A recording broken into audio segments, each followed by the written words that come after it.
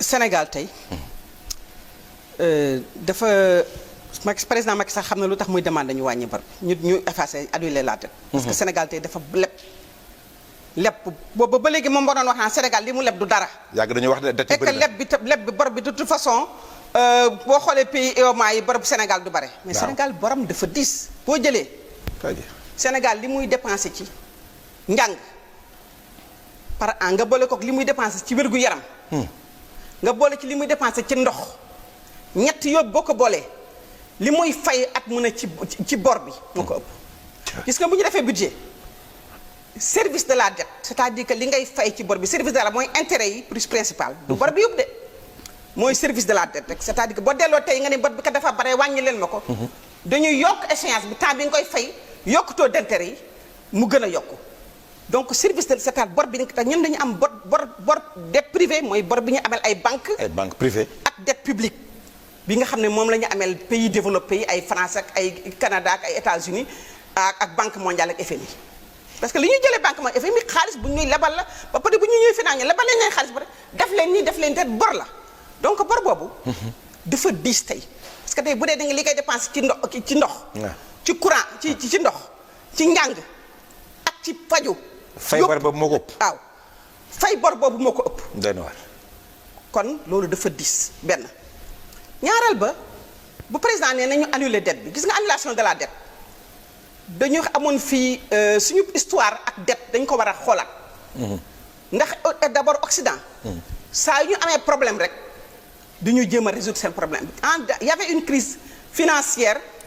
dans les années 70. ci li ñu commencé ñun. am problème ñun tam parce que booba dañu yokk taux d'intérêt yi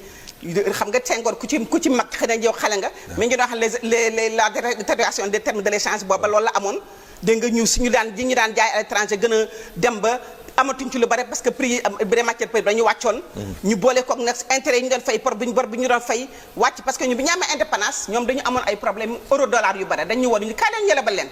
taux d'intérêt yu baax amul conditionnalité lépp leen ñu leb ñu dem ba vers les années 70 bi ñu amee problème ñu commencé nag yokk taux d'intérêt ñu bor bi yéeg africains yi commencé xalaat ay solution pour naka la ñuy régler le problème de la dette foofu la ajustement structurel yi commencé ñu dem ba ci vers les années 90 2000 en 2000 y a eu le Jubilee c'est dans l'église catholique ñoo naan bu amee 100 ans adduna bi dañu war def benn geste bu mag église catholique initié ni nañu annuler la dette du tiers-monde mu nekk campagne bu rëy mu tuddoon campagne boo xam ne bii Global Call to Action Against Poverty ma ne bi bokkoon naa ci bi institution financière yi gisee ni banque kii baa ngi rëy ñu organisation civile société civile mondiale yu bari dañu ci bokk ak église catholique. ñu daal di taxaw ni nañu trouver benn solution bu gaaw ñu ne léegi dañu indi benn programme bu tudd HIPIC initiative mooy programme PPTE pays pauvres très endettés mooy dëkk boo xam ne bi da nga ndóol te bare bor ndóol bare bor ñu tànn leen ñu doon ñaar fukki dëkk ak juróom-benn ci àddina bi Sénégal ci la bokkoon ñu ni dëkk yi dañu leen di jël xool ñoom naka la ñu leen di wàññile seen annuler seen bor mais dafa am processus annuler bor bi dafa ànd ak ay conditions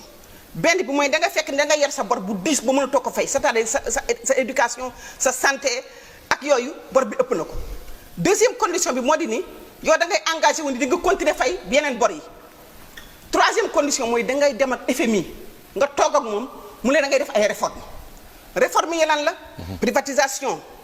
gën a def ajustement structurel c'est-à-dire ubbiwaat say frontières permettre le secteur privé international ñëw sa dëkk compétir secteur privé comme ay Auchan ñoom si ñi ci des ñi ñëw toog duñu fay impôt lu ñu gagné yóbbu bitim réew duñu fay ñu naan taux de croissance ñu yokk fekk ñoom ñoo ko lekk bu coronavirus ñëwee duñu contribuer et cetera donc nga def loolu nga ñu créer loolu donc annulation de la dette dafay ànd ak conditionnalité yu diis gis nga tey maa ngi wax ak sénégalais yi gis nga crise bi di ñëw États-Unis Amérique ñi ngi jëm ci dépression boo xam ne bi 1929 lañu ko amoon mooy la crise Amérique bi ñu gënoon am ci l'histoire moderne économique waaw moo doon après la première guerre mondiale la crise de 1929 ku jàng économie jàng ko nit ñi dañ ñaan jaay ci mbedd yi xale yu jigéen ñi di jaay pom ci mbedd mi duñu am sax ku ko jënd nit ñi dañu sonnoon chômage bu rëy Amérique mi ngi ci jëm économie si bind nañ ko te gis nga Occident saa ñu amee problème rek man bi ba déggee Macron ñu nangu naa analyse rek dama tiit dama ne lan moo nekk ci ginnaaw. waaw bu ñu ne nangu nañu annulation de la dette dañ lay annuler mais gis nga crise bi bu amee Europe France Italie États-Unis xam nga lu ñuy def. waaw fii la ñuy régler seen problème fii la ñuy ñëwee réserver seen taux de chômage indi seen ay gars ñu ñëw liggéey fii ñu fay leen fii la ñuy indi seen i entreprise mu nekk le plus grand marché ñu ñëw di fi jënd ay affaire di ko fi jaayee di jënd di ñu jaay dégg nga donc fii la ñu ñëwee fii la ñu indee toutes les questions militaires comme la présence de la France au Mali qui ne règle rien parce que ñu ngi nii le premier opposant du Mali jàpp nañ ko te français yaa nga fa donc annulation de la dette dañu war ko saytu annulation de la dette pour lan pour ñëwaat encore di defaat des dépenses de prestige comme terre bi nga xam ne ça a coûté 800 milliards mën na taxawal ñetti hôpitaux de premier rang 800 milliards bu noonu tax ba sénégalais doo def test ñu yóbbu ko France mu am 3 semaines pour résultat bi génnaat nga toog di xaar diggante bi mën nga ci dee kon dañu war a seetaat affaire u bor bi ñu saytu ko ñu indi ay nit ñu xam affaire u endettement ñu waxtaan ko ba bés bu ñu dee discuter annulation de la dette ñu wax ni fu xaalis bi di dem waaw pour nga jeexal foofu yan condition lañ ko dama lay laaj pour nga jeexal foofu parce que le président Macky Sall toujours si génnam day wax naan bokk maag ñi doon leb pour def ay festival man toujours sama bor dafa am fu ñu koy dugal foo xam ne c'est le TER a coûté 800 milliards dawagul ba tey mi ngi ni toog di mbëkk suuf 800 milliards yooyu bu ñu ko réglé woon ci en santé tey jii bu corona ñëwee du ñu tiit ndax dañ naan mën nañu fat suñu bopp ndax ñun 15 millions rek lañu vraiment merci foofu moom économiste bi moo wax moo tax ñu déglu la religieusement te vraiment li nga wax am na solo président Moustapha Diakhaté waaw xam nga Babacar nos rapports avec la France dama ci bëggoon dolli benn rek baal ma ba léegi may nañ la ko dama ci bëggoon dolli rek mooy ni leneen li nga xam ne lii dafa am solo tey waaw mooy ni affaire franc CFA bi ndax ñun dañu nekk dans la zone CFA waaw zone CFA boobu dañu ni réew yi ci bokk seen réserve c'est-à-dire li nga am ci sa alal waaw da nga koy xaaj jënd wàll gi nga denc ko ci biir trésor public français xam nga moom mi naan trésor public ba fa kenn bàyyi xaalis bi waaw mais ñun suñu xaalis biir trésor public français la ko denc tey bu France amee crise bu ko dexee mooy yor suñu xaalis dugal ko ci marché financier yi di ko liggéey di ci liggéey waaw ma nga fa toog réserve la réserve ci français mooy loo denc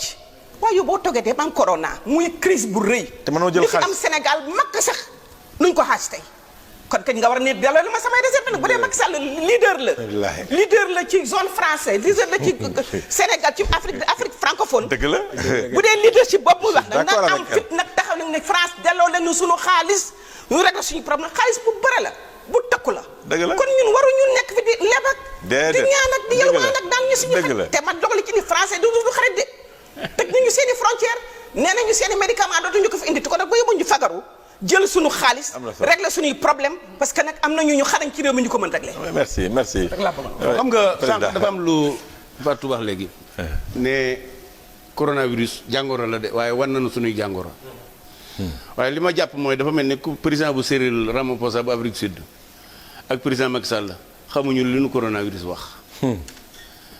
je crois que solution problème Afrique du yalwaan ñu baal koy borom